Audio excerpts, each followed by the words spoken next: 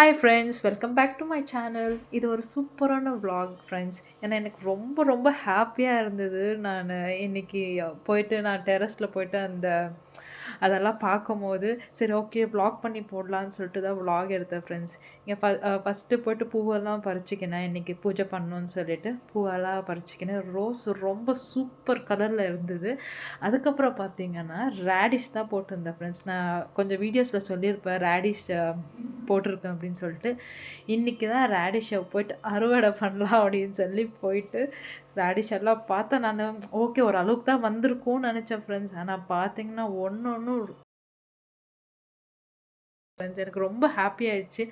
First time நான் டெரஸில் இந்த மாதிரி ரேடிஷ் போட்டு இந்த அளவுக்கு வந்து எனக்கு ரொம்ப ரொம்ப ஹாப்பி. மம்மியும் ரொம்ப ஹாப்பி ஆயிட்டாங்க.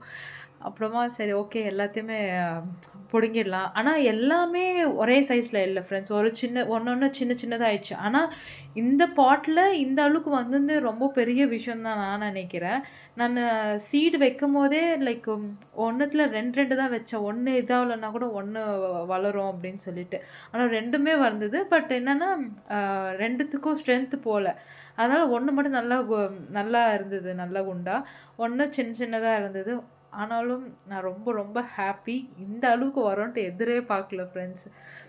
ஸோ எல்லாத்தையும் பிரித்து கீழே எங்கள் ஓனர் அவங்க என்ன சொன்னாங்கன்னா, அவங்களுக்கு வந்துட்டு அவங்க அந்த ரேடிஷ் இலை இருக்குது இல்லையா, அந்த கீரை, அது கீரை எங்களுக்கு கொடுத்துருங்கோ இது பறிக்கும் போது அப்படின்னு சொல்லி சொன்னாங்க.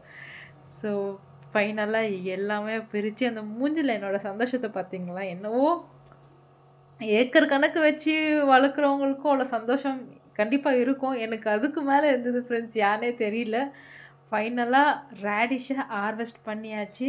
அப்புறமா அந்த மண்ணெல்லாமே வாஷ் பண்ணிடலாம் அப்படின்னு சொல்லிட்டு மண்ணெல்லாம் அங்கேயே டெரஸ்லேயே வச்சு வாஷ் பண்ணிவிட்டு, அதுக்கப்புறமா அந்த கீரையும் கிழங்கும் செப்பரேட் பண்ணி வச்சுட்டேன். கீழே அவங்களுக்கு கொடுக்கலான்னு சொல்லிட்டு. அப்புறம் கொஞ்சம் கொஞ்சம் பாலக்கீரைலாம் இருந்தது. அது எல்லாமே பறிச்சுக்கின்னு போயாச்சு. இந்த வீடியோ பிடிச்சிச்சுன்னா லைக் பண்ணுங்கள்.